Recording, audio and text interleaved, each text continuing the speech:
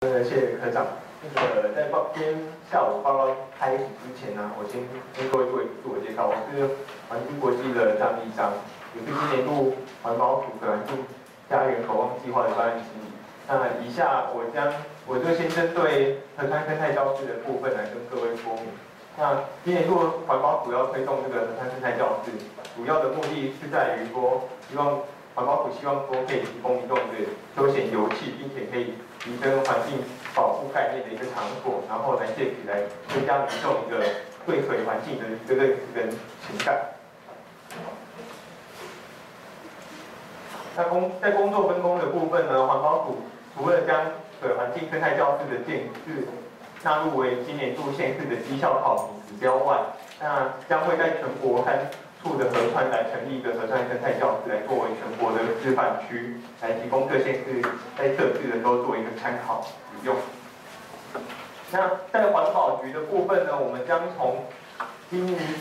组织的经营、自然生态保育及环境教育等3个方面来辅导巡守队员来设置这个河川生态教室。那并且由环保局来协助巡守队员来汇整生态调查的资料以及一些人文景观、自然保育的一些资料，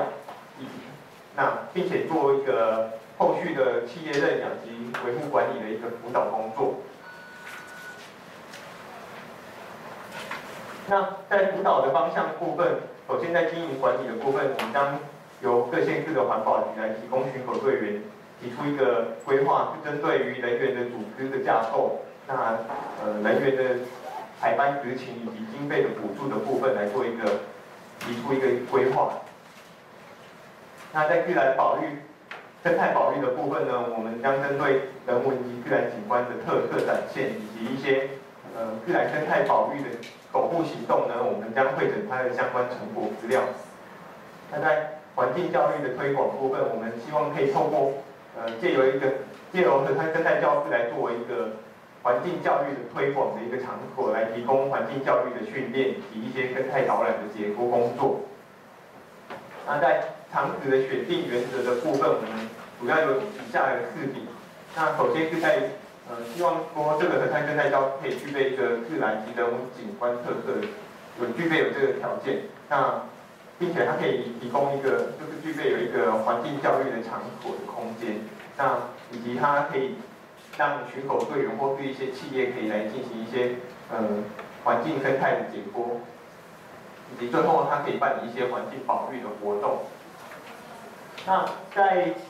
这个河川生态教室的场域的建制部分，我们在室内的环境里面，我们希望可以建立一个展示区视听的教室，然后以及一个环境教育的一个场所，一个教室。那在透过影片然后图片跟海报一些呈现，可以来提供民众了解说整个河川的演化过程，以及对于自然生态保育的一个资料。那在户外的场所呢，我们希望可以提供一个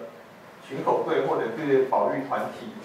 进行认养之后，它可以来进行一个生态解说的工作。那也提供一个，也可以设置一个生态体验区，来让民众可以亲身的去体验说对于环境以及生态的关系。那在后续的维护的部分呢，我们希望环保局的这边可以来提供协助巡守队员进行跟保育团体来认养这个河川生态教室，以及在保育团体募集保育团体跟企业来进行一个赞助的工作，然后以维持这个河川生态教室的一个场所的运作。那主要的河川生态教室的部分，大概内容大概是这些。那以下可以开放给大家，针对有什么问题可以提出来讨论。